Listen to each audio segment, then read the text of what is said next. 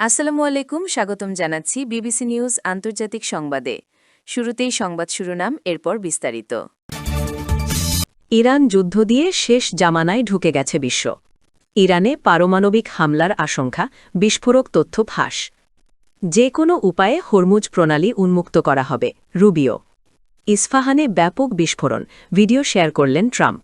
দর্শক, এতক্ষণ শুনছিলেন সংবাদ শিরোনাম। এখন বিস্তারিত। আপনি যদি ইসরায়েলের ধ্বংস চান এবং মুসলিমদের পাশে থাকেন, তাহলে ভিডিওতে লাইক করে চ্যানেলটি অবশ্যই সাবস্ক্রাইব করে দিবেন এবং আপনার মূল্যবান মতামত অবশ্যই কমেন্টে লিখে জানিয়ে দিবেন। এখন বিস্তারিত। ইরান যুদ্ধ দিয়ে শেষ জামানায় ঢুকে গেছে বিশ্ব। যুক্তরাষ্ট্র, ইসরায়েল ও ইরানের মধ্যে যুদ্ধ শেষ 4 দিনে যেন নতুন মাত্রা পেয়েছে। যুদ্ধ আরও তীব্র হওয়া, সঙ্গে সঙ্গে পারমাণবিক হামলার শঙ্কাও ছড়িয়ে পড়েছে বিশ্বে। কিছু বাইবেল গবেষক ও খ্রিস্টান ভাষ্যকার বলছেন, প্রাচীন ধর্মগ্রন্থের ভবিষ্যদ্বাণী হয়তো এখন সত্যি হচ্ছে। ইরানের সর্বোচ্চ নেতা আয়াতুল্লাহ আলী খামেনি নিহত হওয়ার পর একাধিক ধর্মীয় বিশ্লেষক বাইবেলের বিভিন্ন অংশের দিকে দৃষ্টি আকর্ষণ করেছেন। ম্যাথিউ 24:6-7 অনুচ্ছেদে যিশির উদ্ধৃতি দিয়ে বলা হয়েছে, তোমরা যুদ্ধ ও যুদ্ধের গুজব শুনবে, কিন্তু ভয় পেও না, এসব ঘটতেই হবে, তবে শেষ এখনও আসেনি। জাতির বিরুদ্ধে জাতি এবং রাজ্যের বিরুদ্ধে রাজ্য উঠবে।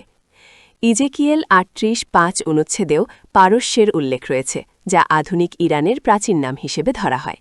এই অনুচ্ছেদে বলা আছে, পারস্য, কুশ ও পুট সবাই ঢাল ও শিরস্ত্রাণ নিয়ে থাকবে। ধর্মীয় বিশ্লেষকরা বলছেন, এই ভবিষ্যদ্বাণী শেষ জামানায় ইসরায়েলের বিরুদ্ধে একটি জোট গঠনের কথা বলছে। 16 লাখেরও বেশি ইউটিউব গ্রাহকের লিভিং ওয়াটার্স পডকাস্টের বাইবেল গবেষকরা গত বছরের জুনে 2টি ভবিষ্যদ্বাণী পূরণ হওয়ার সতর্কতা দিয়েছিলেন। প্রথমটি হল, থেসালোনিকীয় 5:3 প্রেরিত পল লিখেছেন, যখন মানুষ বলছে শান্তি ও নিরাপত্তা, তখনই হঠাৎ বিনাশ আসবে। দ্বিতীয়টি হল ঈশাইয়ার ভবিষ্যদ্বাণী, দামেস্ক আর শহর থাকবে না, ধ্বংসস্তূপে পরিণত হবে। গবেষকরা উল্লেখ করেছেন, ইরানের পারমাণবিক স্থাপনায় বোমা হামলার পর ট্রাম্প এখনই শান্তির সময় বলে পোস্ট দিয়েছিলেন। একই সময় দামেস্কের একটি গির্জায় আত্মঘাতী বোমা হামলায় 22 জন নিহত ও 63 জন আহত হয়েছেন। তারা বলছেন, এই দুটি ঘটনা একই দিনে ঘটায় ভবিষ্যদ্বাণীর সঙ্গে মিল দেখছেন তারা। ইরানে পারমাণবিক হামলার আশঙ্কা, বিস্ফোরক তথ্য ফাঁস।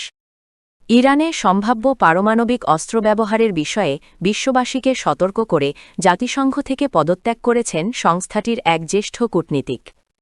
মোহাম্মদ সাফা নামের ওই কূটনীতিক অভিযোগ করেছেন, জাতিসংঘ এমন এক ভয়াবহ পরিস্থিতির জন্য প্রস্তুতি নিচ্ছে, যেখানে ইরানে পারমাণবিক হামলার আশঙ্কা রয়েছে।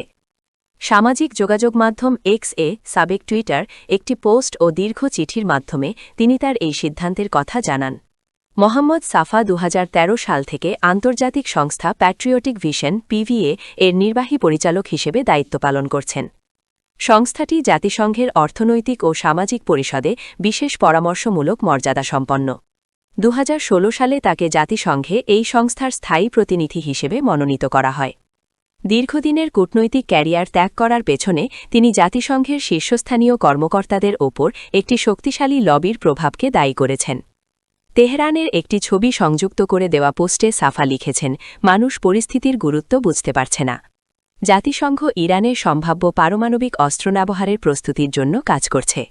তিনি যুদ্ধের পক্ষে থাকা ব্যক্তিদের সমালোচনা করে বলেন, তেহরান কোনো জনশূন্য মরুভূমি নয়। প্রায় 1 কোটি মানুষের এই শহরে পরিবার, শিশু ও সাধারণ শ্রমজীবী মানুষ বাস করে। তিনি প্রশ্ন ছুড়ে দেন, যদি ওয়াশিংটন, বার্লিন, প্যারিস বা লন্ডনে পারমাণবিক হামলা চালানো হতো, তবে পৃথিবী কেমন হতো? যে কোনো উপায়ে হরমুজ প্রণালী উন্মুক্ত করা হবে, রুবিও। চলমান যুদ্ধ শেষ হবার পর ইরান রাজি থাকুক বা না থাকুক, যে কোনো উপায়ে হরমুজ প্রণালী উন্মুক্ত করা হবে বলে হুঁশিয়ারি দিয়েছেন মার্কিন পররাষ্ট্রমন্ত্রী মার্কো রুবিও। সোমবার 30 মার্চ সংবাদমাধ্যম আল জাজিরাকে দেওয়া এক একান্ত সাক্ষাৎকারে রুবিও এই হুঁশিয়ারি দেন।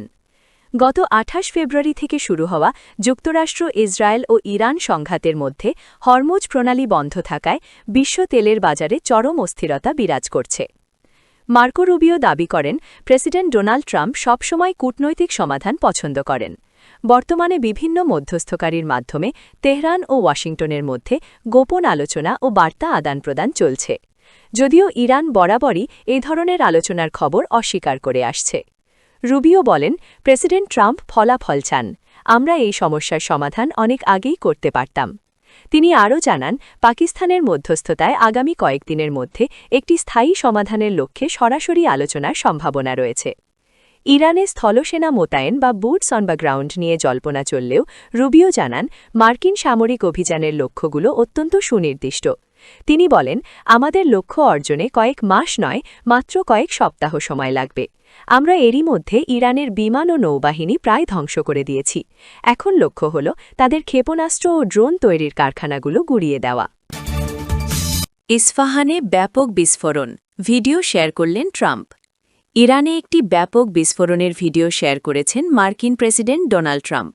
গণমাধ্যমের খবরে বলা হয়েছে, আজ মঙ্গলবার ৩১ মার্চ ভোরের দিকে ইস্পাহান শহরে এই ঘটনা ঘটেছে।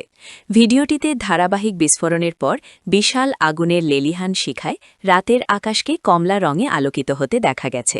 খবর এনডিটিভির। তবে ট্রাম্প ভিডিওটি সম্পর্কে কোনো ব্যাখ্যা দেননি।